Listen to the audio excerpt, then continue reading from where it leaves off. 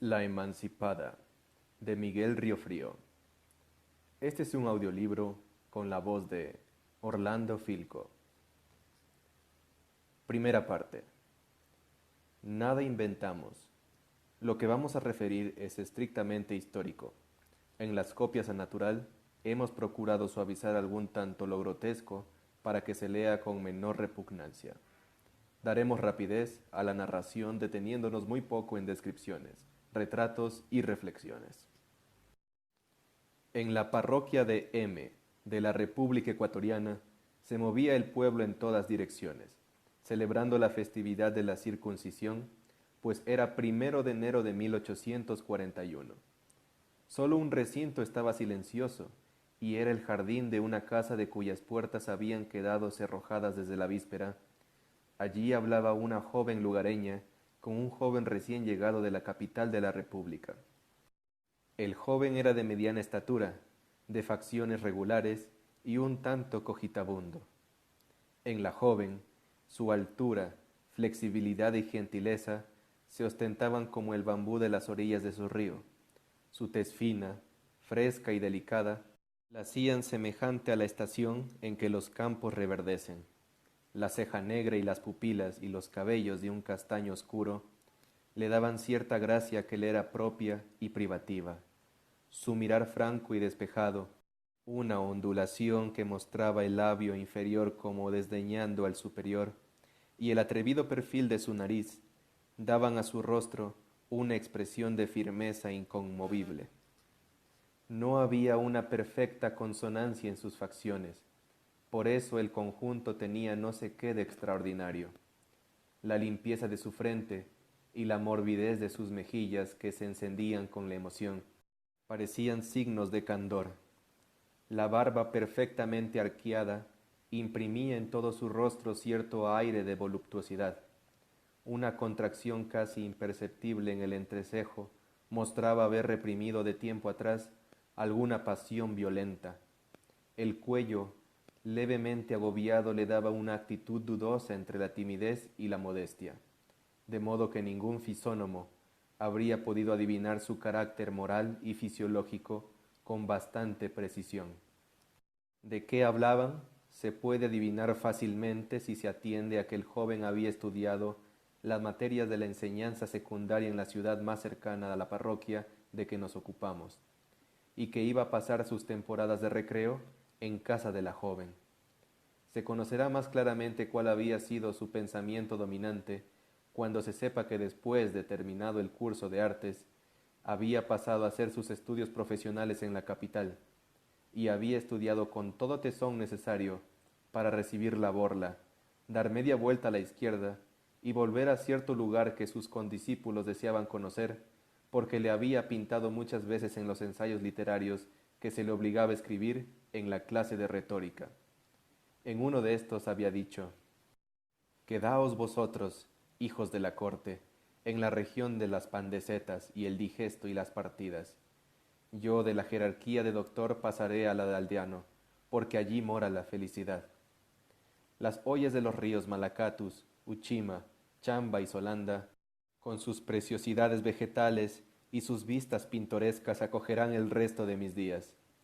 Las vegas son allí un salpicado caprichoso de alquerías, casas pajizas, ingenios de azúcar, platanares, plantíos de caña dulce y pequeñas laderas en que pasen los ganados. Todo esto recibe un realce sorprendente con el relieve de los árboles ya gigantescos, ya medianos, que nacen y crecen sin sistema artístico y con la sola simetría que a la naturaleza pudo darles. La ceiba, el aguacate, el guayabo, el naranjo y el limonero son los más comunes matices de los platanares, los ceñizales y los prados. A la margen de los ríos se levantan, se extienden y entrelazan los bambús, los carrizos, los laureles, el sauce y el aliso. En las colinas levántase el arupo para mostrar de lo alto su copa y sus ramilletes. Como el placer y el dolor en el corazón del hombre, así alternan a la falda de esos cerros y en la parte agreste de esos valles, el faique con sus espinas y el chirimoyo con la frescura de su follaje, la fragancia de sus flores y lo sabroso de su fruta. Las acequias que partiendo de los azudes van a humedecer los terrenos regadizos, dan a beber a las plantas, atraviesan los setos y recorren las heredades moviéndose y rielando como serpiente de diamante. En los ribazos se forma algunas veces una sociedad heterogénea. Las cabras, las vacas, las yeguas ramonean el césped que Dios creara para ellas, y a la par de éstas, el hombre recoge de los mismos parajes el díctamo, el azafrán, la doradilla, la canchalagua, y extrae la miel y la cera que fabrican las abejas. Más allá, las altiplanicies pobladas de higuerones, cedros, faiques y guayacanes sirven de aprisco y majada a los rebaños y desesteadores al campesino. La más célebre de sus cordilleras es Auritocinga, cuyo nombre ha viajado alrededor del mundo, unido a la preciosa corteza que allí se descubrió. Las campiñas y las florestas están siempre animadas por la antifonía de las aves canoras y de las aves bulliciosas. Tal es el templo en que daré culto a una deidad. Cuando se le imponía el deber de escribir memorias geográficas de su provincia, hablaba a duras penas de todo lo que no era su parroquia predilecta, y cuando de ésta escribía, mencionaba hasta los más insignificantes pormenores, aunque éstos quedaran fuera del tema que se le había señalado. En uno de los ensayos, decía con referencia a su pueblo: desde el 24 de diciembre hasta mediados de enero, mostraban esos campos sus escenas peculiares. En algunas alquerías de segunda orden se formaban lo que llaman altar de nacimiento. Estos son simulacros más o menos grotescos del portal de Belén. La cuna de Jesús ocupa el culmen y van descendiendo en forma de anfiteatro los reyes, los pastores, los niños degollados por Herodes, el paraíso terrenal con huertos y animales, mezclado todo con sucesos más recientes y aún con cuadros de costumbres lugareñas. Las figuras en que todo esto se representa son de diversos materiales, pero más comúnmente de madera. Algunas de estas figuras son de movimiento y las hacen desempeñar sus oficios empleando algún mecanismo sencillo o ingenioso. Cada casa en que se levanta alguno de estos altares tiene preparados bizcotelas, queso, frutas escogidas, bebidas frescas, licores ordinarios y también un guitarrista y un tamborillero, para obsequiar a los visitantes con comida, bebida y bailecillos fandangos. Cuando el baile va a empezar, se retira a la Sacra Familia en señal de acatamiento. Como estos altares distan unos de otros por lo menos 1 kilómetro, los paseos son siempre a caballo. Así seguían las descripciones que los melindres de la crítica calificaban de pesadas y ridículas, sin atender a que el compositor nada podía encontrar de útil ni de bello fuera de su recinto predilecto. La joven, por su parte, con menos reglas, pero con más corazón, había escrito sus memorias para presentarlas algún día a la única persona que podía ser su consuelo sobre la tierra. En esas memorias habrían hallado también los despreocupados mucho que despreciar, pues se reducían a pintar al natural lo que había producido su madre, por haber recibido lecciones de un religioso ilustrado, llamado Padre Mora, a quien comisionara el libertador Bolívar para la fundación de las escuelas lancasterianas.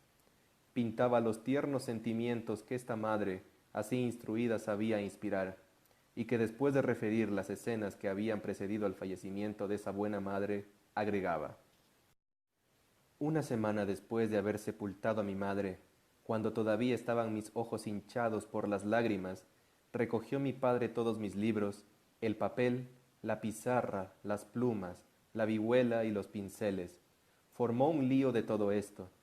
Lo fue a depositar en el convento y volvió para decirme: Rosaura, ya tienes 12 años cumplidos. Es necesario que desde hoy en adelante vivas con temor de Dios. Es necesario enderezar tu educación, aunque ya el arbolito está torcido por la moda. Tu madre era muy porfiada y con sus novelerías ha dañado todos los planes que yo tenía para hacerte una buena hija. Yo quiero que te eduques para señora y esta educación empezará desde hoy. Tú estarás siempre en la recámara, y al oír que alguien llega, pasarás inmediatamente al cuarto del traspatio. No más paseos ni visitas a nadie ni de nadie. Eduardo no volverá aquí. Lo que te diga tu padre, lo oirás bajando los ojos, y obedecerás sin responderle, sino cuando fueres preguntada. ¿Y no podré leer alguna cosa?, le pregunté. Sí, me dijo, podrás leer estos libros, y me señaló Desiderio y Electo, los sermones del padre Barcia y los cánones penitenciales. Apuntados estos antecedentes, y el de que el joven sabía bien que el padre de Rosaura nunca faltaba a los paseos de Año Nuevo, ni a la práctica de dejar a su hija encerrada cuando él salía a divertirse, y constándole además que los caminos estaban ocupados por hileras de hombres y mujeres, que discurrían alegres haciendo la visita de los altares, que cada altar era una estación, que los patios estaban cuajados de caballos, bestias mulares y borricos en gran número, ya se puede deducir que el flamante doctor había penetrado hasta el jardín de Rosaura, sin temor de que nadie le sorprendiese, y puede también maliciarse que de sus prácticas sublimes resultaba el recíproco propósito de unir su suerte para siempre, en caso de que pudieran ser vencidas las tenaces resistencias que opondría el terco padre de la joven. Esto, que es fácil de maliciarse, fue lo que en efecto sucedió. Pasados los primeros momentos de sorpresa, sustos, exclamaciones y monosílabos, se refirieron recíprocamente lo que durante la ausencia había pasado. Al hablar Eduardo de sus planes de futuro enlace, se trabó este diálogo que no será inútil referir. Eduardo, dijo Rosaura, yo conozco a mi padre, y me estremezco al pensar que pudiera alguno de tus pasos irritarle, pues el resultado no sería otro que el de separarnos para siempre. Que el alma se separa del cuerpo, respondió Eduardo, puede comprenderse, pero que dos almas que se amen como yo te amo lleguen a desunirse, eso no, Rosaura. Si así lo piensas, tú no me amas. Eduardo, yo quiero que me comprendas. En mis 18 años de vida, o más bien en mi noche de 18 años, no ha habido más que dos luces para mí, la de mi madre que se apagó y la que ahora me está alumbrando y temo que se aleje al cometer una imprudencia. En mi sentir, cuando el amor no se enciende el alma, está en tinieblas. Quise decir, que amo a mi madre en el cielo, porque no puedo amarla de otra manera. Este es un amor que hace llorar. El tuyo es un amor vivo que hace esperar, soñar y estremecerse. Yo hablo fuera de mí. ¿Qué hacer? Al fin dirélo todo. Mi padre tiene interés en que nadie me conozca, y menos tú porque teme que se descubran algunos secretos. Pero retírate por ahora, amigo mío, porque va a anochecer y puede venir alguien. Capítulo 2. Al amanecer del día siguiente, recibió Eduardo una carta de un íntimo amigo suyo, que estaba en todos sus secretos, quien le decía: Querido Eduardo, prepara el ánimo para oír cosas terribles. Es preciso que cobres fuerzas y leas esta carta hasta el fin. Conforme a lo convenido, asistí al baile del niño. Son las 2 de la mañana. Oigo todavía el canto y el tamboril. Don Pedro está en el baile y creo que no verá a su hija hasta muy tarde. Puedes aprovechar de los momentos que son preciosos. Entre el cura y don Pedro van a sacrificar a Rosaura, si acaso no andas listo. Don Pedro había apurado las copas como siempre, y se convirtió en hazmerreír de los tunantes. En uno de los corros le hablaron del próximo matrimonio de la monjita, así llaman a Rosaura, y le oí estas palabras que me helaron todas las fibras. El cura me ha dado un buen novio para ella, y le he admitido a ojo cerrado, porque sé que un cierto mocito ha venido ya a amostazarme la sangre. Mañana en la misa de este niño será la primera amonestación. Pasado mañana en la misa de los paileros será la segunda amonestación. El día de los Santos Reyes, la monjita será esposa legítima de don Anselmo de Aguirre, propietario de terrenos en Quilanga. Con una angustia mortal, aunque sin dar entero crédito a lo que acababa de oír, me acerqué a hablar con el cura, al tiempo que éste se sentaba en un taburete para saborear un vaso de aguanaje que le acababan de servir.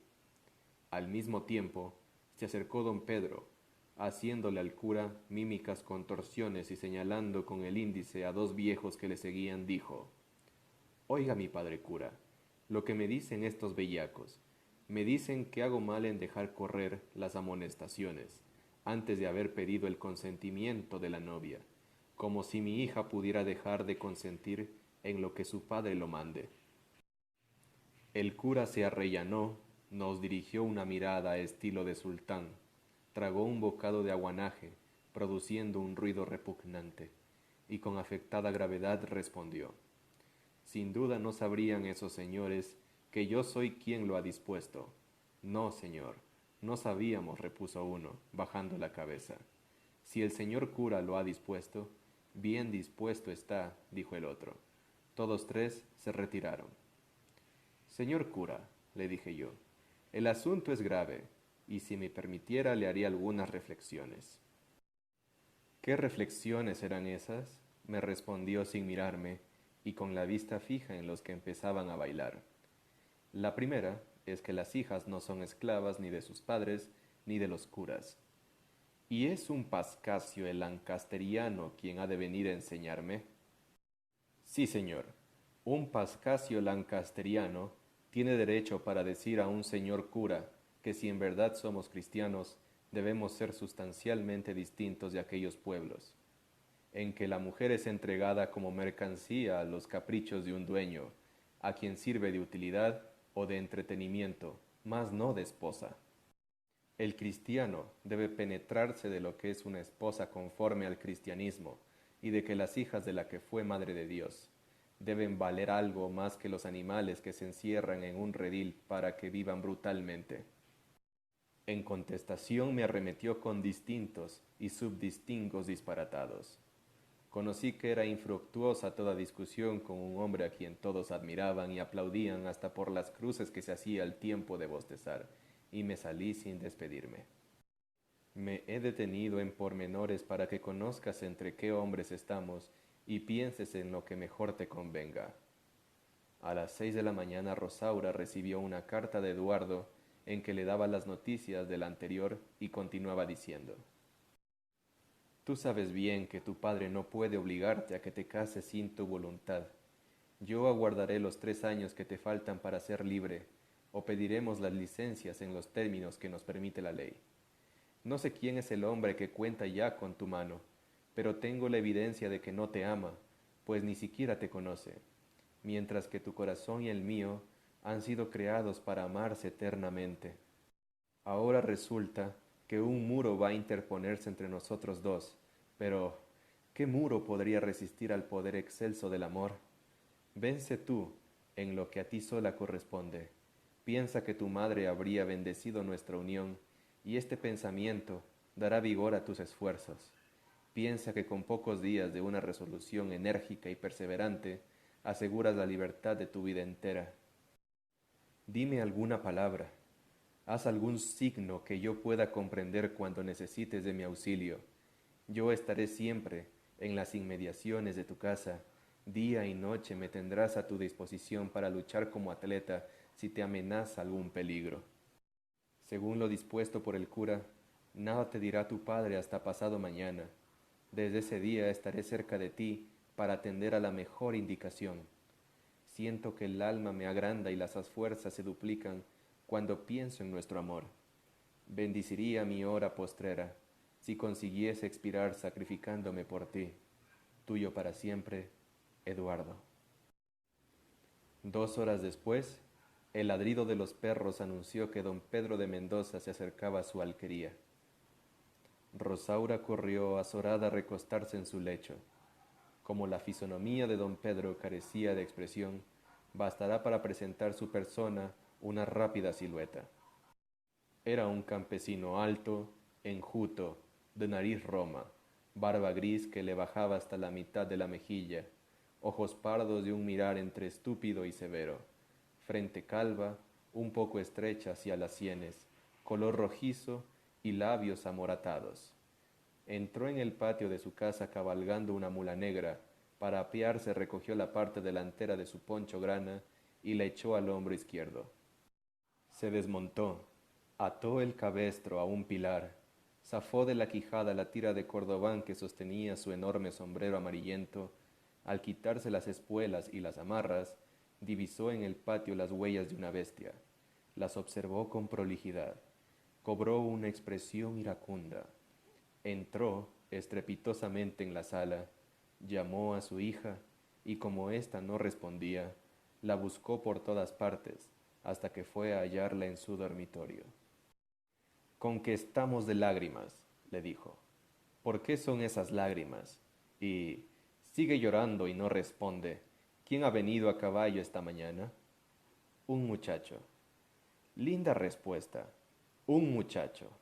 Cuando suelta estas palabras, diciendo con miedo, un muchacho, y te quedas allí llorando, es porque ha habido alguna picardía». «Eso no, señor», dijo Rosaura levantándose. «Pues entonces, ¿quién era el muchacho? ¿Y a qué ha venido?» «Fue el paje de Eduardo Ramírez, y vino a darme la noticia de que se trata de casarme el 6 del presente». «¿Por eso estás llorando?» «Ya no lloro. Perdone usted la niñada de haber creído por un rato que usted hubiera convenido en entregarme para siempre a un hombre que ni siquiera he conocido. Eres todavía muy muchacha y estás mal educada. Debes saber que el señorío de esta jurisdicción es vizcaíno y asturiano puro, y desde el tiempo de nuestros antepasados ha sido costumbre tener las doncellas siempre en la recámara y arreglarse los matrimonios por las personas de consejo y de experiencia, que son los padres de los contrayentes. Así me casé yo con tu madre, y en realidad, de verdad, al no haber sido así, no me habría casado, porque tus abuelos, que Dios haya perdonado y tenga entre santos, cometieron el desbarro de que un maldito fraile, perdóneme su corona, que vino a esa tontera de escuelas normales, hiciera leer malos libros a la muchacha. Con ese veneno se volvió respondona, murmuradora de los predicadores, enemiga de que se quemaran ramos benditos para aplacar la ira de Dios, y amiga de libros, papeles y palabras ociosas, de modo que nadie quiso casarse con ella en la ciudad, y con justa razón, porque ella, en vez de hilar y cocinar, que es lo que deben saber las mujeres, le gustaba preguntar en dónde estaba Bolívar, quiénes se iban al Congreso, qué decía la Gaceta, y qué guardaba como cosa de reliquia esos libros de Telémaco, y no sé qué otros extravagantes que le había dejado ese fraile, que ni sé cómo se llamaba. Unos le decían padre normal, otros padre masón, y otros padre maestro. Pero volvamos al asunto. Como nadie quiso casarse con la masoncita remilgada, me la endosaron a mí diciéndome que era una perla. Bastante me hizo rabiar con sus resabios, pero ya se murió y todo se lo he perdonado por amor de Dios. Con que ya ves que si a una normalista como a tu madre la casaron sin que me conociera, a una dócil y obedienta como tú, se le ha de casar como a persona de valer. ¿Estamos en ello? No respondes. Sabes que estoy atrasado en mis intereses, que necesito trabajar para ti misma y que no puedo estar toda la vida ocupado en cuidarte. Señor, ¿en qué estorbo? ¿No podría ir a encerrarme en el monasterio de la ciudad? Ya yo lo había pensado. No me parecería mal que estuvieses entre las esposas de Jesucristo. Allí está la vida más perfecta. Ojalá tu madre hubiera tenido siempre en su mano las letanías y los misereres, en vez de esos libros que por misericordia de Dios han ido a poder del señor cura. Entonces ella y yo habríamos sido menos desgraciados. Pero volviendo al asunto, he pensado que tú no debes ir. Si entraras de seglar, las monjas no me dejarían sosiego, pidiéndome las expensas necesarias para tu subsistencia, y elegirían precisamente los días en que estuviese sin blanca, porque así son esas monjas. De seglar ni pensar, para monja de velo negro, ni tengo los 1000 pesos de dote, porque tu madre en nada me ayudó al trabajo y después.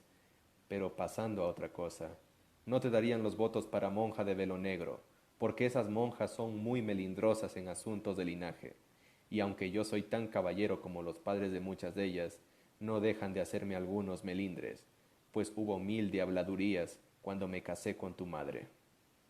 Cuánto mejor me hubiera estado casarme con una campesina y trabajadora como yo. Pero vamos al caso.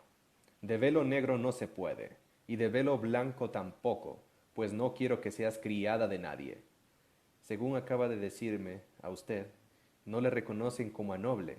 En tal caso, ¿no podría usted casarme como a plebeya, es decir, con alguna persona a quien mi voluntad se inclinara, siempre que esa persona fuese honrada, virtuosa, desinteresada y trabajadora? Yo creo que así sería feliz. Convenido. Haz que tu voluntad se incline a don Anselmo de Aguirre, que va a ser tu marido con la bendición de Dios, del cura y mía. Y hemos concluido este asunto que ya me va fastidiando, porque detesto bachillerías de mujeres, pues bastante tuve con las de tu madre. Mi voluntad no puede inclinarse a un desconocido, y usted, padre mío, no será capaz de... ¿Capaz de qué? Habla pronto, porque ya me has cansado. ¿Capaz de qué? De sacrificarme inhumanamente, después de haberme atormentado todos los días con palabras ofensivas a la memoria de mi madre. Ingrata, ¿te atreves a hablar así a tu padre? Bien dice el refrán, criarás cuervos para que te saquen los ojos. Este es el fruto de la cizaña que sembró tu madre en tu corazón. Por esto la maldigo y deseo que ese demonio se esté revolcando en los infiernos. Esta escena parecerá bárbara e inverosímil a los que no hubiesen experimentado de cerca a nuestro déspota de aldea. No maldiga a mi madre, madre mía, tu hija te bendice. A las perversas como tu madre se las envía maldiciones en vez de Padre Nuestros y Ave Marías, y a las inobedientes como tú se les ata de un poste y se las enseña a ser buenas hijas. ¿Podré rogar de rodillas, Padre mío? Así con humildad puedes hacerla, pero es inútil porque yo necesito que te cases. He dado mi palabra y a ella no he de faltar aunque te mueras. Yo he dado también la mía desde mi niñez y moriré antes que faltar. ¡Demonios! Gritó el viejo temblándole la voz. Y así me decías, so víbora endemoniada, hija de tu madre. ¿Qué querías, ir a un monasterio? Creo que solo Dios es infinitamente superior a la persona a quien he entregado toda mi alma. Esta persona es Eduardo. Solo entre Dios y Eduardo me es lícito escoger esposo. Todo otro partido lo rechaza mi corazón y preferiría la muerte y los tormentos. Prefieres la muerte y los tormentos, pues está bien, te juro por Dios nuestro Señor, y esta señal de la cruz que no volverás a repetir esa palabra.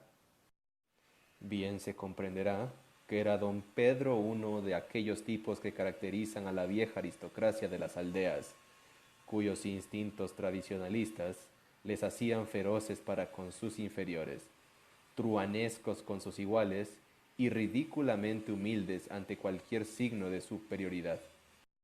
Así como su obediencia era ciega y reflexiva a la voz de los más grandes, así la imponían de su parte a los más pequeños. Obedecer al fuerte y despotizar al débil era su única regla de conducta y siempre la ejecutaba brutalmente.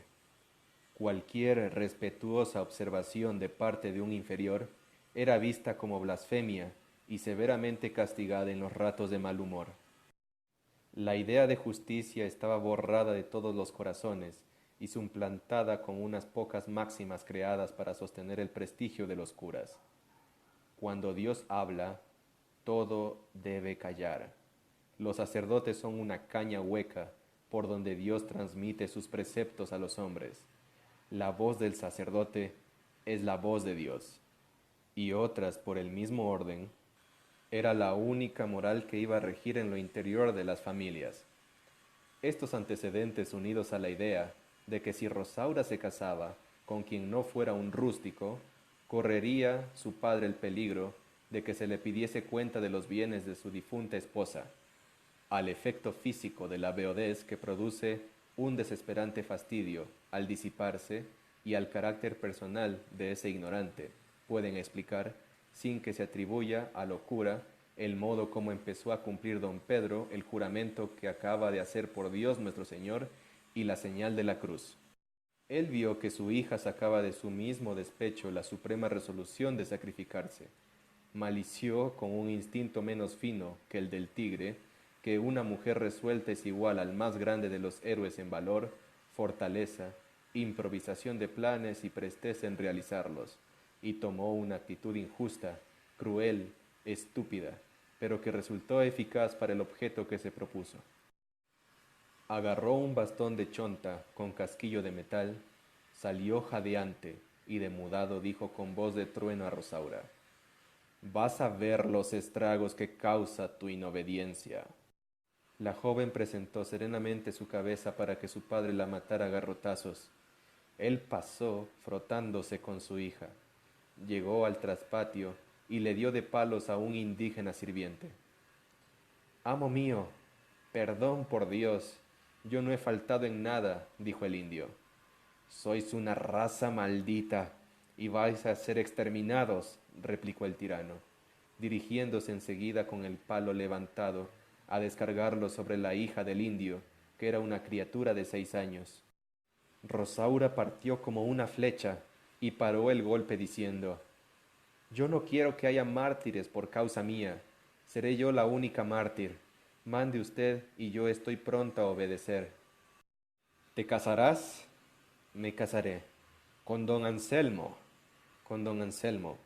«El día de los santos reyes». «El día de los santos reyes». «Pues la paz de Dios sea en esta casa». Rosaura partió con paso firme y frente elevado a su dormitorio. Su padre le fue siguiendo y dijo él al entrar: «Para que no tengas de qué quejarte de mí en ningún tiempo, te dejo la libertad de que elijas los padrinos». «Gracias. Por padrino elijo a mi padre, y sentiría en el alma que así no fuera, y en vez de la libertad de elegir madrina, quisiera otro favor». «¿Como no sea algún disparate?». «En caso de ser un disparate, usted podrá negarme, pues no se reduce sino a que me permitiera escribir una carta. Si es a soltero, no». No se trataba sino de decir a una persona que, como hija obediente, voy a dar gusto a mi padre casándome con don Anselmo. Eso sí, ya sé a quién, pero yo leeré la carta y yo mismo la enviaré con persona de mi confianza. Y si tuviera usted a bien escribirla de su puño, yo la firmaría. Que me place, que me place. Voy a escribirla. ¿No es para don Eduardo? Sí, señor. Don Pedro volvió a su sala diciendo para sí solo: «Lo que vale la energía. Ya todo lo he conseguido en menos de 2 horas. Si me hubiera metido blando y generoso, ¿qué habría sido de mí?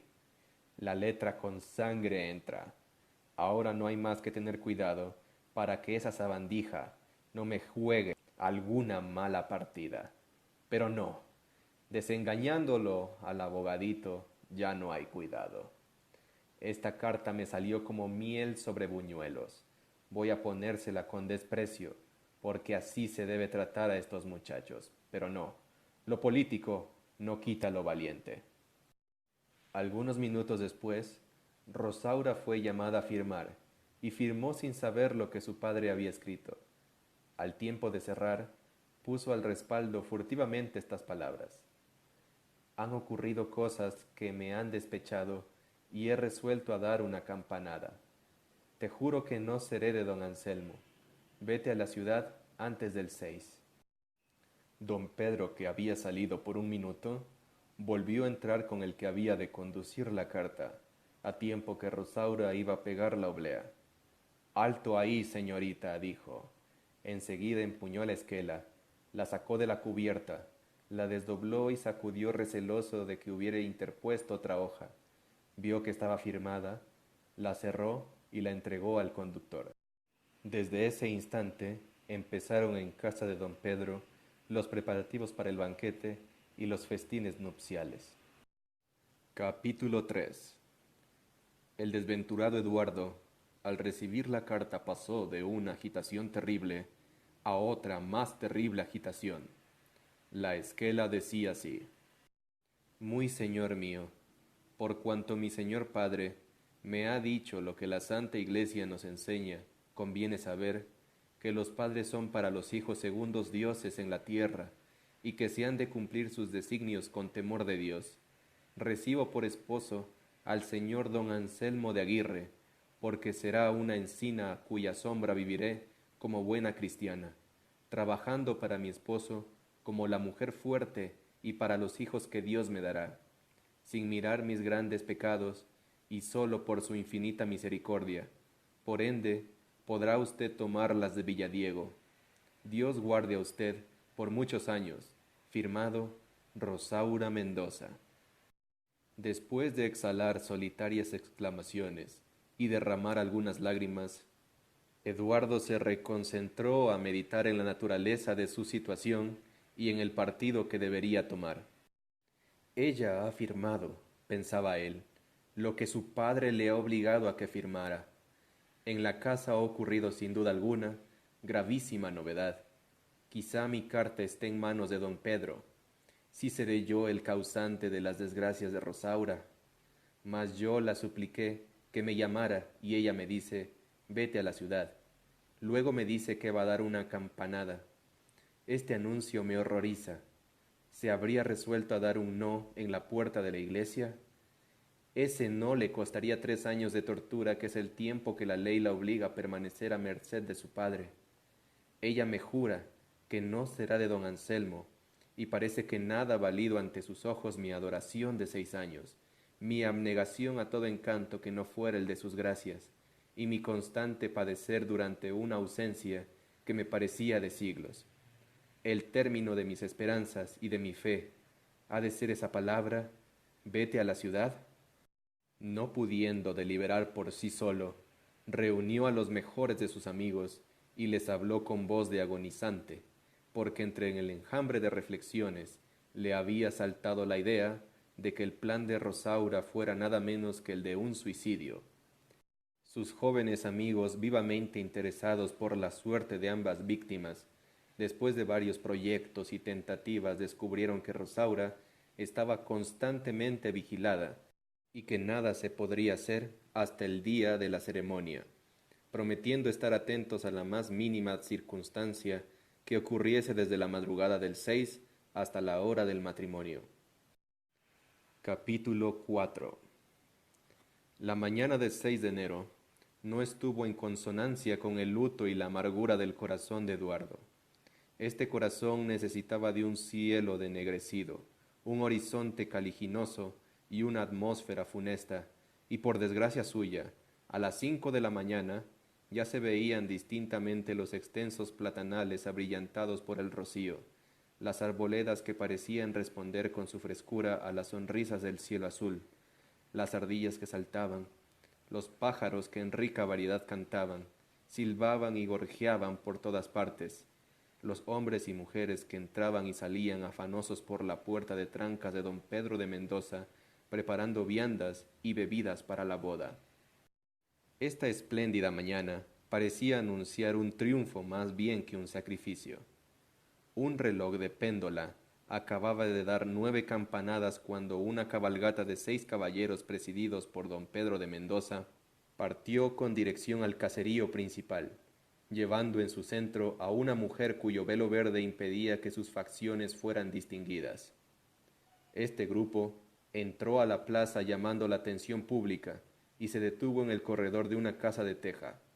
Allí ayudaron a desmontar a la joven del velo verde, que entró a la sala y pasó sin detenerse al cuarto del tocador. A las 11, la plaza estaba cubierta de gente repartida en diversos grupos. A la voz de "la novia va a salir", Estos grupos se condensaron y apiñaron acercándose todos a la casa en donde había entrado la joven de velo verde. Poco después hubo un movimiento uniforme de admiración, pues se presentó algo que parecía una visión beatífica. Era Rosaura con las nupciales vestiduras. Al tocar en el umbral, levantó su velo como si le estorbase, y quedó en pública exposición un rostro que no era ya el de la Virgen tímida y modesta que antes se había visto rara vez y con gran dificultad. Rosaura mostraba en ese instante no sé qué de la extraña audacia que se revela en los retratos de Lord Byron.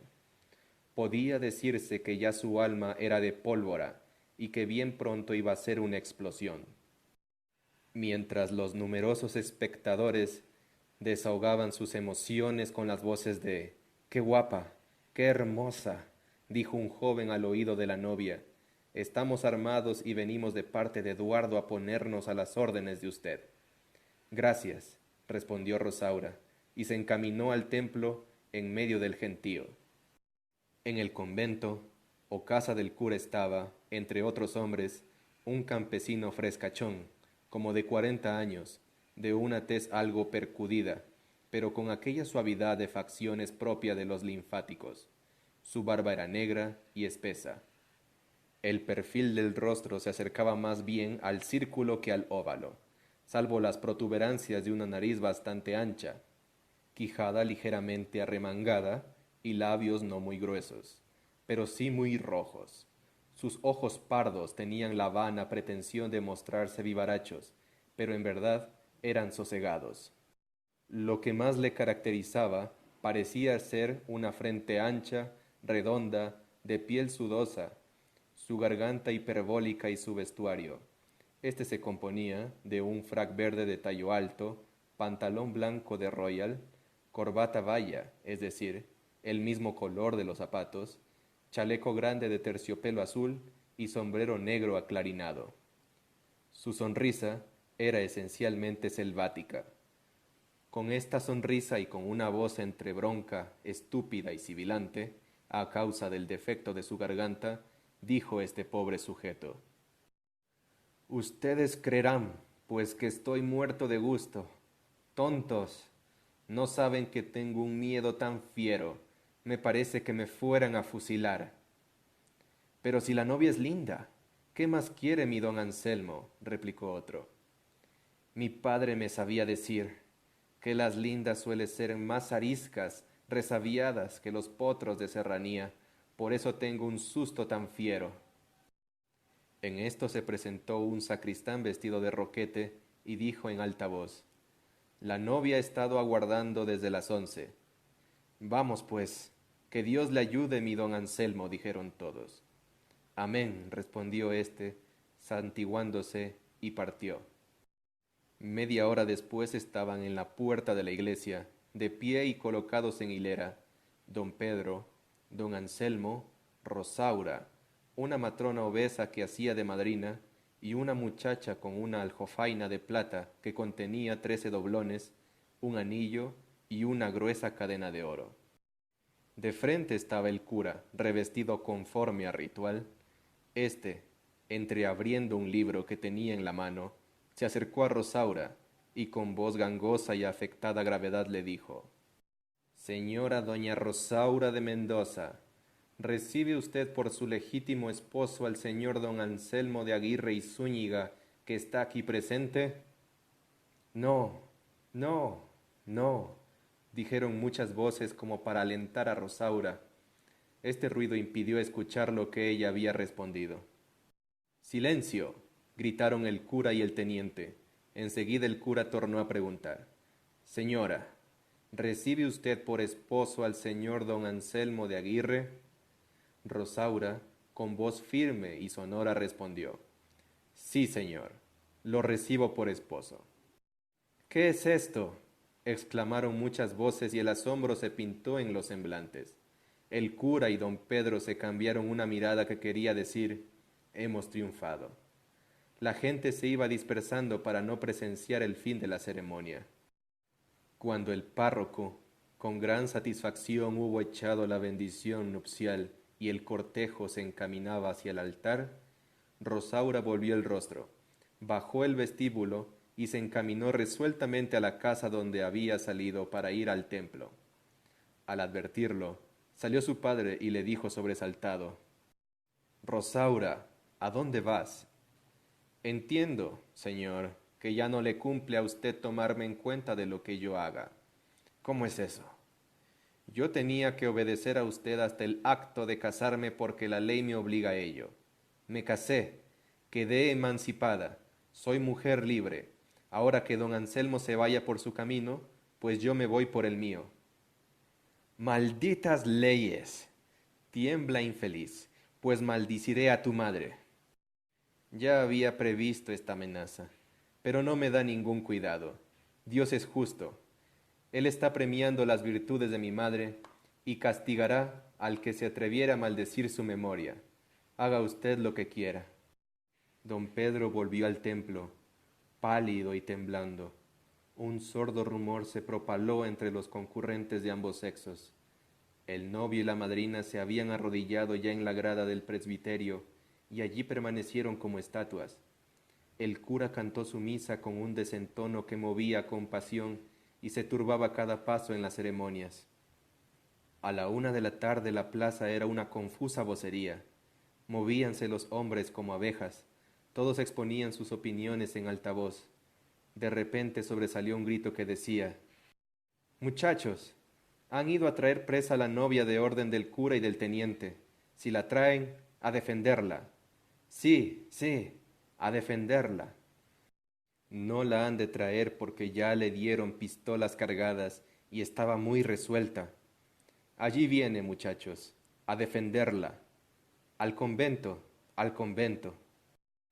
Llegó Rosaura en su alazán hasta el vestíbulo del convento, precedida de 4 hombres de a caballo y seguida de la multitud. Estaba encantadora. Sobre su vestido blanco de boda se había echado una capita grana. Su espesa cabellera en 2 crenchas flotaba sobre la capa. Su sombrerito de jipijapa, sostenido por 2 cintas blancas, sentaba perfectamente en ese rostro encarnado por el calor y animado por la emoción. «Que entre», gritó una voz. «Que salgan los que quieren hablarme», contestó Rosaura. «Que entre», mandan el cura y el teniente. «Que salgan, digo, y si se tardan, me voy». «Que salgan, sí, que salgan», gritó a su vez la multitud. Salió un vejete de poncho rojo y cuello aplanchado, ostentando las borlas de su bastón de guayuro. Este dijo con voz que tenía pretensiones de terrible: «¿No sabe usted que la hembra casada ha de seguir a su marido porque así lo manda la ley? Cuando mi esposo quiera que le siga, podrá irse delante de mí. ¿Quiere usted hacerse desgraciada causando pesares a su padre? ¿Le pesará a mi padre que me haya sacrificado por obedecerle?». «Esta muchacha está muy insolente», dijo el cura. «Es preciso, señor juez, que usted la mande a rezar algunos días en la cárcel hasta que cese su altanería».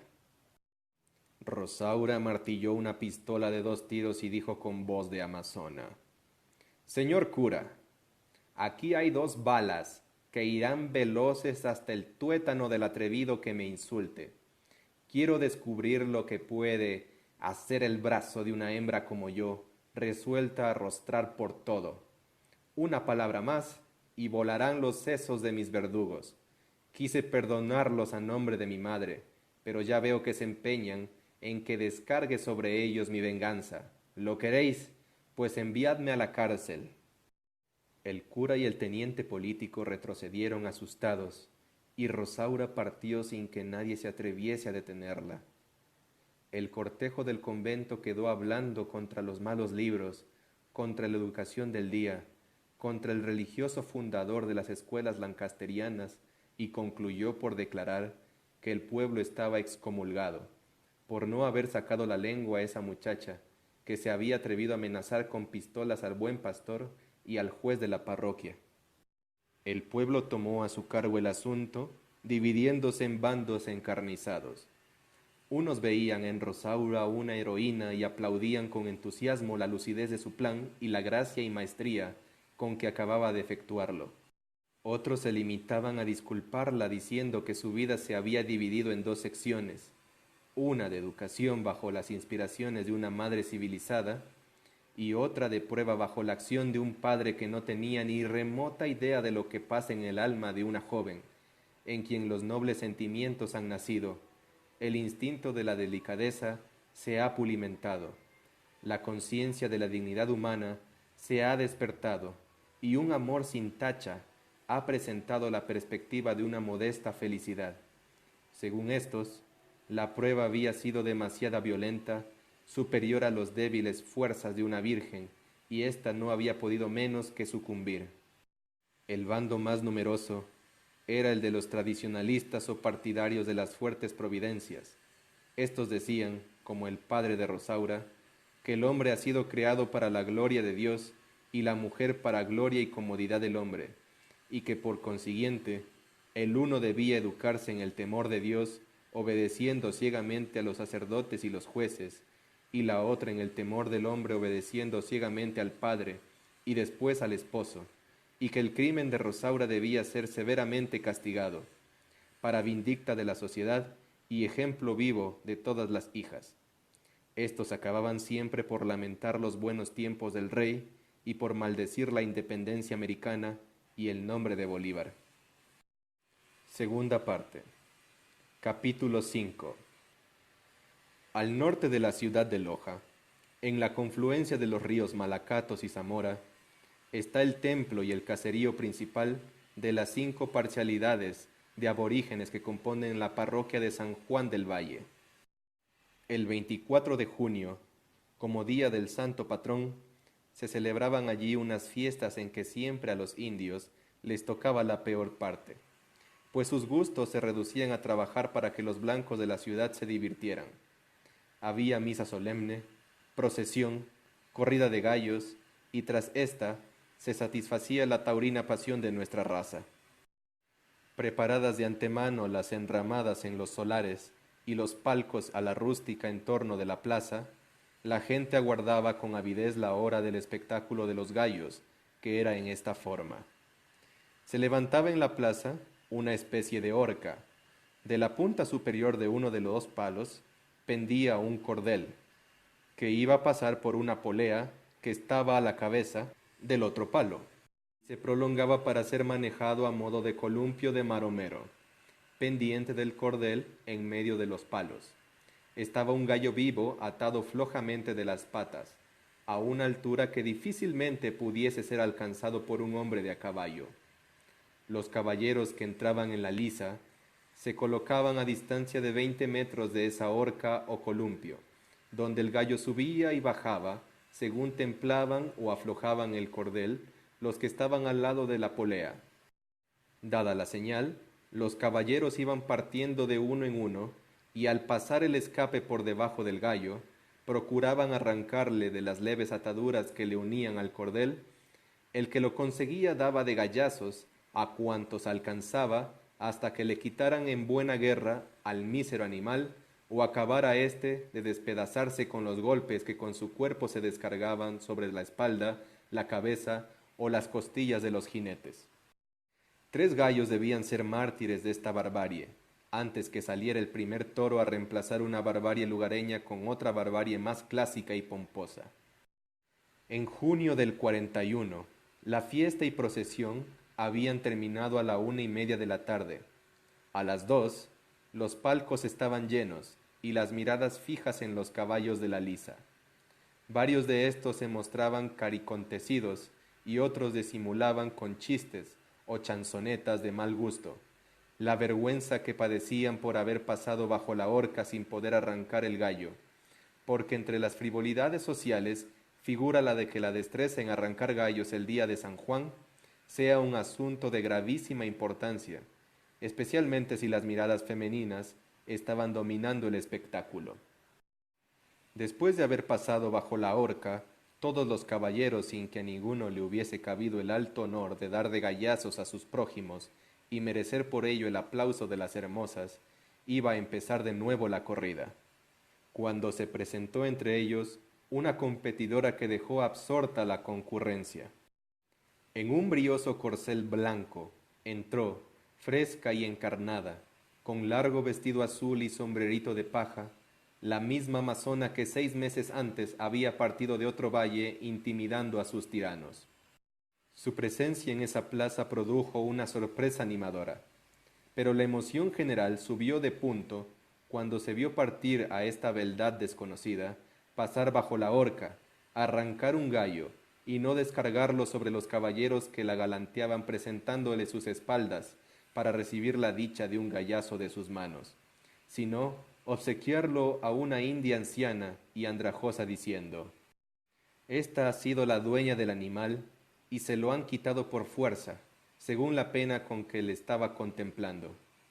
«Cierto, amá mía, Dios se lo pague», dijo la india. Colocado el segundo gallo fue Rosaura por segunda vez fácilmente vencedora, porque los indios que tenían la cuerda, seducidos por la hermosura y agradecidos del acto de piedad de esta amazona, aflojaron de modo que el gallo quedase muy accesible. «Reclamo la costumbre», dijo un mozo grosero, y arrebató el gallo de las manos de la joven, causándole una leve lastimadura con el espolón y rasgándole parte del vestido. Los indios, que con su instinto fino reconocen a quien les favorece y le defienden con salvaje tenacidad, corrieron a pie tras el hombre de a caballo que había lastimado a su bienhechora. Le alcanzaron, se prendieron de las riendas y de la acción sufrieron riendazos y gallazos del jinete y de los que acudieron en su defensa, hasta que llegó la joven y dijo a sus vengadores en lengua quichua: «Amigos míos, ¿creéis que estas gotas de sangre merezcan ser vengadas? No, hijos. Este es un desgraciado como vosotros y como yo. Él ha reclamado la costumbre. En la costumbre está lo malo, y ésta viene de muy atrás». «Él te ha faltado el respeto, y le hemos de castigar», dijo un cacique. «Él no sabe lo que es digno de respeto. Para él solo es respetable la costumbre, y como buen ignorante ha cumplido con su deber. Nosotros le hemos de enseñar a respetar a las señoras como nosotras las respetamos. Nuestra voz es muy débil, amigos, para enseñar, y nuestra situación muy triste para aprender. Dejad en paz a ese hombre, a quien la costumbre ha hecho ignorante y la ignorancia le ha hecho grosero. La letra con sangre entra. Por Dios, no pronunciéis esa palabra». Los indios se retiraron. La joven fue conducida al convento. Se le vendó la herida y se la hizo protagonista de una ruidosa francachela. Circuló el rumor de entre las beatas de que una hereje extranjera se había presentado en el valle por arte de Satanás y que había hecho cosas diabólicas. Después de la fiesta, se la veía pasear sola en su alazán por los alrededores de la ciudad. En determinados días de la semana, llegaba a las alturas de San Cayetano y permanecía largo rato mirando la alfombra de púrpura y gualda que forman las dumarides y las caléndulas silvestres. Se asegura que allí cantaba la canción colombiana La Pola y algún sentido yarabí, acompañándose con el canto de los gorriones, los suipes, los lapas y otras aves, y que al volver a la ciudad cuidaba de apearse a la margen del Zamora, enjuagaba sus ojos con un pañuelo y bañaba su rostro con esas aguas frescas y cristalinas. Habitaba una casita en la calle de San Agustín, que era la más pintoresca de la ciudad. Tenía a pocos metros la grande acequia que pasa a batir el molino de los dominicos. La puerta siempre abierta mostraba en exposición permanente un pequeño plantío de espárrago, rosas, jazmines y claveles entre higueras, duraznos y tomates que hacían del patio un bosque y un jardín. Al entrar la amazona, salía un criado a encargarse del caballo. Otro estaba en la cocina. Estos dos, y no más, eran su servidumbre. Ella subía una grada de madera, llegaba a su cuarto de tocador, cambiaba su ropa de a caballo por otra de trapillo, descansaba por 1 o 2 horas, meciéndose en su hamaca y leyendo alguna cosa. También tenía sus ratos de escribir. Después arreglaba mejor la veste y el peinado y salía a la sala de recibo. Esta era espaciosa, pero un poco desmantelada, pues había sido antes sala de billar, de modo que la palabra billar llegó a tener una acepción convencional y maliciosa que envilecía el nombre de la dama y la hacía verter lágrimas secretas de amargura que ella procuraba ahogar en los placeres. Es cuanto se puede narrar acerca de su vida privada, aunque ciertamente la mujer a quien alguna fatalidad ha arrojado a la corriente de las aventuras no tiene vida privada, pues hasta los mínimos incidentes de su casa van pasando de corro en corro con adiciones y comentarios. Capítulo 6. El secreto de las tempestades atmosféricas está hasta cierto punto descubierto y explicado, porque han sido siempre invariables las leyes de la materia, pero hay otras tempestades misteriosas con instintos y albedrío que, si una vez llegan a estallar, no se puede saber cuál será el límite de sus estragos. Esta tempestad es la del corazón, de una mujer hermosa, de sentimientos nobles y generosos, a quien la desesperación ha llegado a colocar en mal sendero. Esta caminará vía recta a los abismos, porque afinca su orgullo en no retroceder jamás y en devolver a la sociedad burla por burla, desprecio por desprecio, injusticia por injusticia y víctima por víctima, pero con mayor o menor decencia, según los grados de educación a que ha llegado, pues hasta el vicio tiene su dignidad en las almas educadas. En Rosaura, las cuerdas con que su padre la había atado al estúpido cautiverio fueron estrechadas hasta romperse. Un mal ministro del altar la ató con el vínculo matrimonial que también por tiránico e injusto hubo de romperse y se rompió.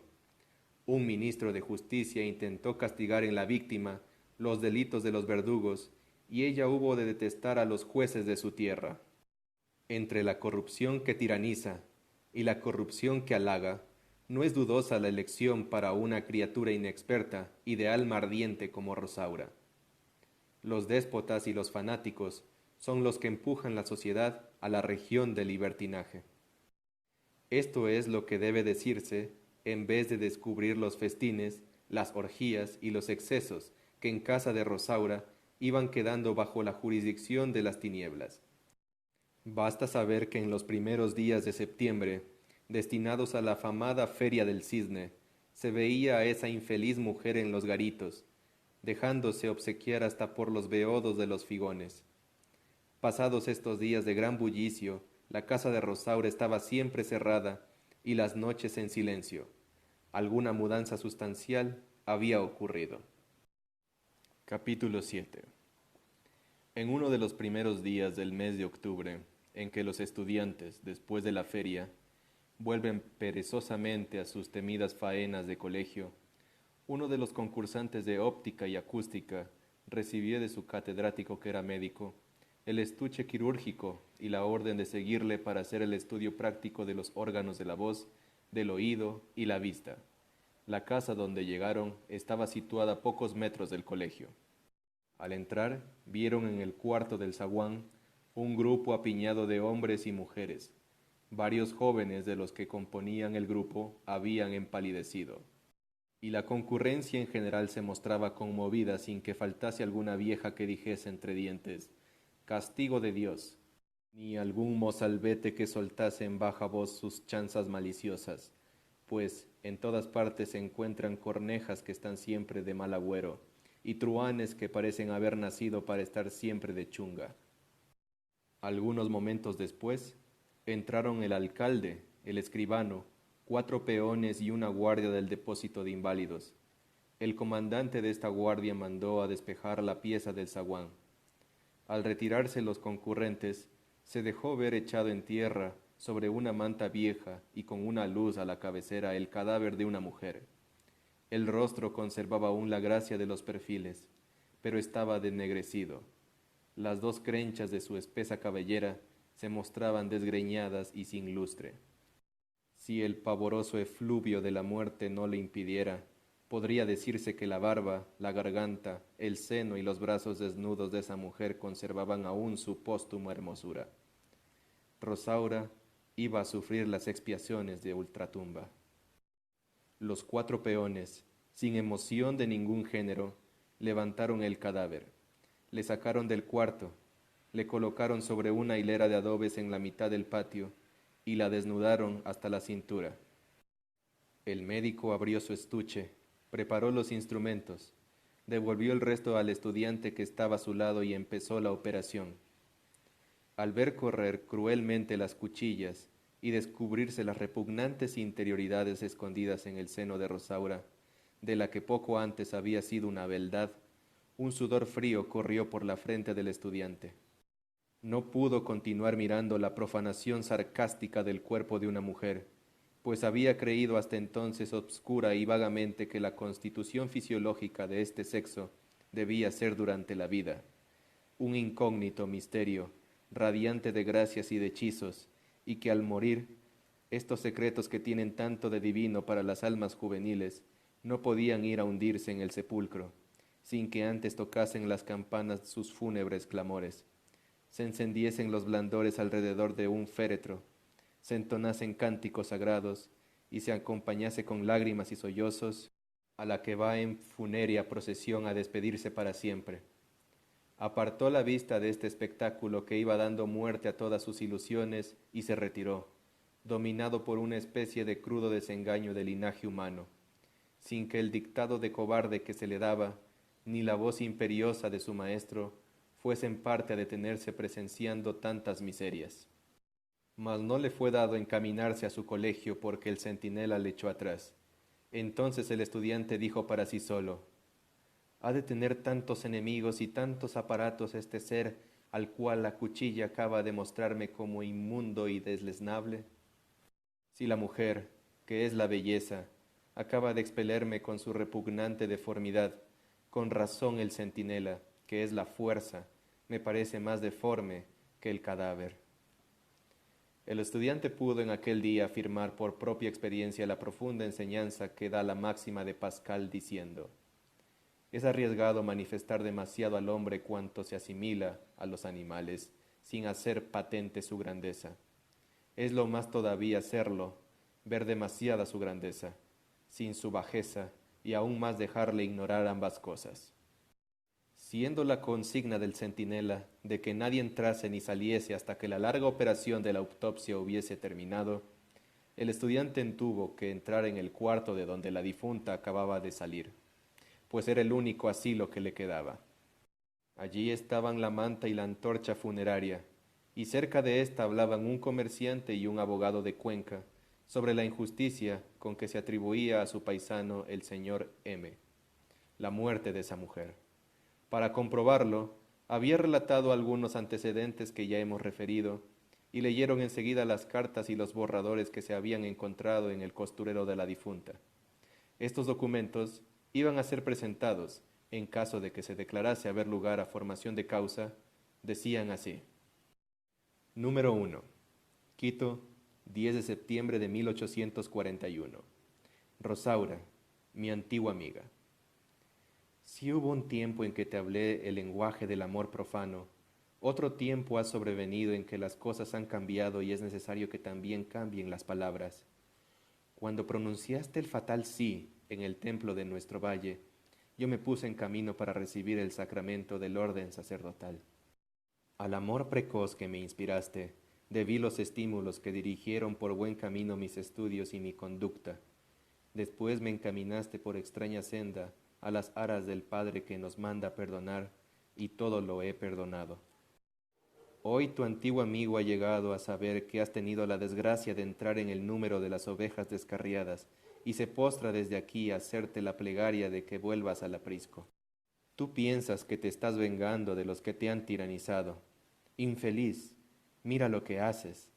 Reflexiona que ningún mal has recibido de las jóvenes inocentes que pudieran pervertirse con tu ejemplo, y que en ese género de desagravio que has adoptado por sistema, la pena no retrocede hacia los autores del mal que han sido nuestros mayores, sino que va directamente a las nuevas generaciones que no han tenido ni voluntad ni ocasión de ofendernos. Hubo un tiempo en que por el delito de un padre se imponía a los hijos y demás descendientes la pena de infamia y de perder todos bienes. ¿Te parece esto justo y racional? No, eso es monstruoso, me responderás, Pues eso, y mucho más, es lo que hacemos cuando un ciego despecho engendra en nosotros la venganza contra una sociedad que creemos viciada o criminal. Si tu padre, tu cura, tu juez y la mayoría de tus paisanos te han pujado violentamente a los abismos, ha sido porque ellos venían también empujados de otras fuerzas anteriores a que no habían podido resistir. Una ignorancia deplorable más bien que criminal había dado el primer impulso a los defectos sociales de que eres víctima. Tú te has entregado al vicio para viciar más la sociedad, burlarte de ella, despreciarla a tu saber y vengarte de ese modo, es decir, que has cedido al mismo impulso que empujó a tus mayores, y que entonces debes ser a tus propios ojos tan odiosa como un mal sacerdote, un mal juez y una mala sociedad. Algo más todavía. El mal padre, el mal sacerdote, el mal juez y la mala sociedad han procedido por ignorancia y estulticia, y esto es más bien lastimoso que punible. Tú recibiste los dones de una inteligencia clara, de una educación dulce, bajo las inspiraciones maternales y un amor puro y leal que dio vuelo y consistencia a los sentimientos generosos. Con estos elementos se forman las almas fuertes, y en las almas fuertes es un crimen imperdonable el caer en las mismas miserias que forman la triste herencia de los imbéciles. Lo que haces es además contra ti misma. Estás destruyendo tu reputación y tu hermosura. Tú, no creas que te diviertes, por más que lo procuras, porque siempre te asalta el recuerdo de lo que era la inocencia. Rosaura, mi antiguo amor era egoísta. Quería que fueses mía. Quería mi felicidad. Ahora quiero la tuya, o que sea tu desgracia menos grave. Vuelve al campo, piensa, reflexiona, y allí oirás la voz de Dios en las reminiscencias de los consejos de tu madre. Eduardo. Seguía un borrador de letra de Rosaura que decía: Número 2. Eduardo. Yo estaba gozándome en mis triunfos y tú me haces avergonzar.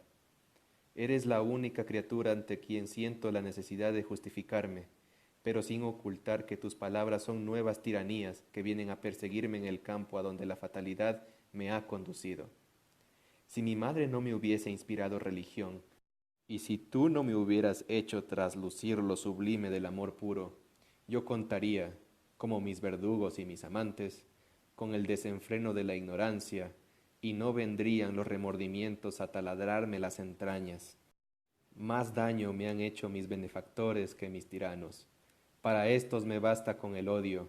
Para destruir la obra de los otros necesito los vértigos, ofuscamiento, bullicio, aturdido. Concédeme la gracia de guardar silencio, o romperé cañas contigo. Yo no puedo vivir sino de emociones. Las emociones son un sueño, y no quiero que nadie me despierte. Tú sabes algo de mi primera educación, pero no lo sabes todo. Mi madre me enseñó a conocer a Dios, llevándome a las colinas de nuestro pueblo y diciéndome con acento cariñoso: Mira la hermosura de estos campos, escucha el cantar de los pajarillos, observa ese cóndor perdiéndose entre las nubes. Fija tus ojos en el azul del firmamento, mira ese sol que sale tan brillante. ¿Sabes quién hizo todo esto y nos puso aquí porque nos quiere? Esto es muy grande y muy bonito, le respondía yo. Apostemos a que lo ha hecho alguno de esos reyes que nombra papá sacándose el sombrero. No, hija, esos reyes eran hombres como todos. El que hizo esto es un espíritu que no se puede ver, pero que te quiere tanto como nadie puede quererte, porque es tan bueno que tú no has de comprender su bondad, sino cuando seas más grandecita. Es amigo de los pobres, de los niños y de todos los que son buenos.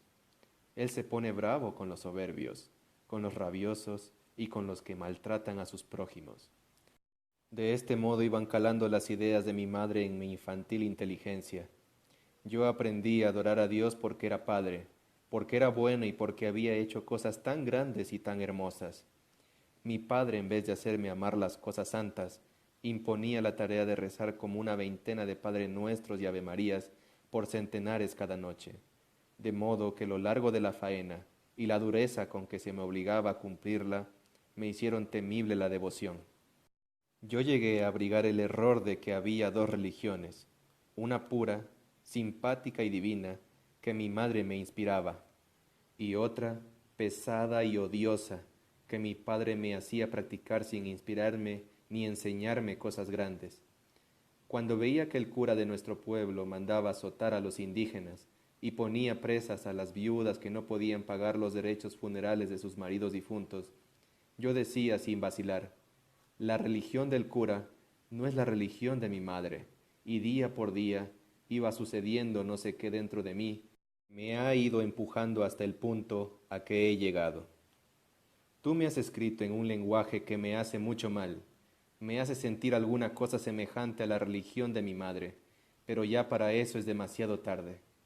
He visto a mis plantas sotanas y cerquillos, y he tenido el capricho de enardecer los galanes del orden sacerdotal, para luego expelerles con desprecio. Ellos se han vengado subiendo a retratarme en el púlpito con groseros coloridos, sin perjuicio de volver a pedir de rodillas perdón. Yo me creía superior a todos los que delante de mí se posternaban, pero cuando tú me dices que te arrodillas me siento humillada y confundida. Aquí se rinden a mis plantas para rendirme que me envilezca, para decirme que sea de ellos. Y tú me diriges una plegaria pidiéndome que me enmiende, que me ennoblezca, que sea de Dios. Esto me dice lo que pude ser y lo que soy. ¿Por qué me das una herida tan mortal? Has despertado los remordimientos que yo acallaba con mis triunfos, y me has puesto en tal desesperación que quisiera maldecirte. Pero veo que aquello sería injusto, y a nadie maldigo sino a mí misma. Eduardo, no vuelvas a escribirme. No temas que me destruya porque cuando esto suceda daré una nueva campanada. Todos los caminos están obstruidos para mí, excepto el que voy siguiendo. Oh, si pudiera volver a los instantes de nuestra última entrevista. Pero eso es imposible. No puedo volver a ser soltera como tú no puedes borrar el carácter del sacramento que has recibido. Por compasión, no vuelvas a escribirme. Número 3. Quito, a 20 de septiembre de 1841. Rosaura, intentas romper conmigo. Me pides que te deje en paz, pero en tu corazón no hay paz, y esta es la que quiero darte a nombre del Señor. A merced de las antorchas que iluminaron tu niñez, sientes aún remordimiento y te pesa de no poder obrar mejor, creyendo que los caminos de la virtud están obstruidos, pero no, hija mía, aún puedes volver tu conducta hacia el camino que tu madre te trazara. El levantar una pistola, hacer temblar a los imbéciles, resolverse a morir luchando, andar sola por los caminos desafiando los peligros, muestran en ti la triste excitación de un valor desesperado. Eso no es el valor racional, no es el valor del alma grande. Los triunfos del verdadero valor son los que se obtienen desechando lo halagüeño para no hacer más lo que es justo. ¿Cuánto has hecho hasta aquí? Muestra el valor del vaho que se expande al evaporarse. Cuando levantaste la pistola venciste al cura y al teniente, después de haber sido vencida por un ímpetu de furia que no pudiste reprimir, es decir, que no pudiste vencer. La verdadera victoria la alcanzarías al dejar la bahorrina de los placeres frenéticos para seguir las decentes y racionales. Para llegar a ese triunfo te bastará reflexionar que las fuentes del placer no tardarán en agotarse y quedarán las heces que son amargas y punzantes. ¿Qué harás entonces, hija mía? Sentir el corazón estrangulado por las serpientes del ya estéril arrepentimiento. Mientras más se apuran los placeres, más pronto el alma se debilita. En el alma debilitada se van anidando las pasiones bajas, y vienen tras estas el cansancio y el hastío, que son la viva imagen de los infiernos. Ahora tienes fuerzas todavía, y el mejor empleo que puedes darle es el de luchar contigo misma. A nombre del Padre Celestial que adorabas con tu madre, te pido no un sacrificio, sino tu descanso, tu sosiego de pocos meses. Retírate de la vida escandalosa. Vive oculta hasta la próxima Cuaresma, en que iré yo. Invocaré la gracia divina y tengo fe en que serán disipadas las tinieblas, que hoy ofuscan tu corazón, y sentirás reanimado tu valor, Cederás fácilmente a los ruegos que te hace tu antiguo amigo cuando medites en la fealdad del libertinaje que fomentas con tu hermosura. Tus galanes creen engañarte, y tú crees también que los engañas, y en realidad, ellos como tú, solo se engañan a sí mismos, porque se arruinan, se depravan, y van perdiendo de hora en hora su excelsa calidad de racionales. Créeme, hija mía, que los caminos de la virtud están siempre abiertos para todos. Eduardo. Número 4. Eduardo, las desgracias que me anuncias como futuras están ya dentro de mí. ¿Sabes lo que es una feria en esta ciudad? Oh, si hubieras visto cuán hermosa y concurrida ha estado en el presente año. Qué de fisonomías, qué de modas, qué de acentos tan variados. Mira lo que he escrito por divertirme y que hoy rompo desesperada. 9 de septiembre. Confieso que tienen muy buen gusto los que pintan o escriben cuadros de costumbres. Yo también quisiera una pluma y un pincel para el cuadro de anoche con su grupo de 2 híspidos de Cuenca. Un tosudo puruguayo, riobambeño, un fraile de todas partes, 2 crespos de la costa, 3 lindos de no sé dónde, un gracioso de provincia y un comandante sin domicilio que formaron mi cortejo. El gracioso cayó en desgracia de todos porque me hacía reír. Al comandante se le calificó de cobarde porque me hablaba de sus proezas. Al fraile le traté mejor, porque deseaba que sus compañeros le aborrecieran.